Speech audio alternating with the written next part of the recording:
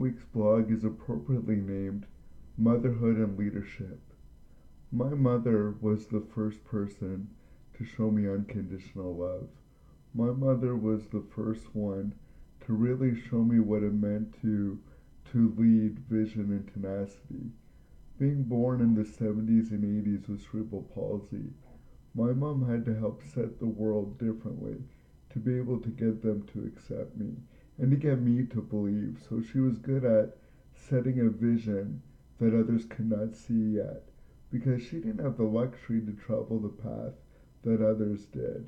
But she got others to believe and coordinate, whether it was to get me into regular school, to be able to get the physical accommodations made so I could at least get in the classroom. And she did not stop there. She worked with teachers and educators to make sure that classroom was inclusive. So I wasn't simply just part of the class or at the class, but that I was truly within the class and having classmates and friends. And when people weren't accepting me initially, making fun of me, pushing me down, she was there to bring me up, to help me dust off, to keep going.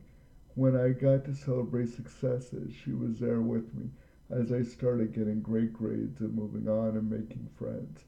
And she was always there to bring me down when I needed and to bring me up.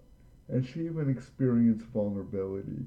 After she worked so hard for me to get that independence so I could be more than just somebody in a wheelchair, she helped me believe long before society that David wasn't crippled, but David could be something more.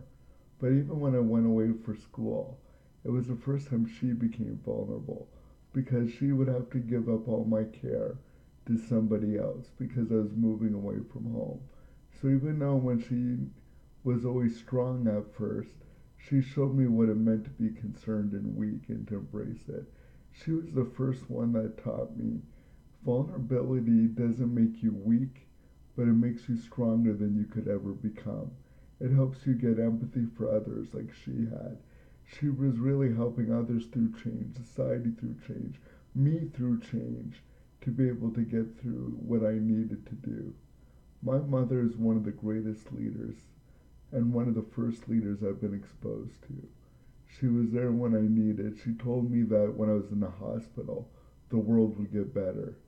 Now that I've been able to be who I am and to be able to travel around the world talking about agile leadership, to do that, I couldn't have done that without her. I couldn't have done it by her leading by example, showing me what leadership, love, and compassion was about. I could not have done it. So usually I only leave you with three things.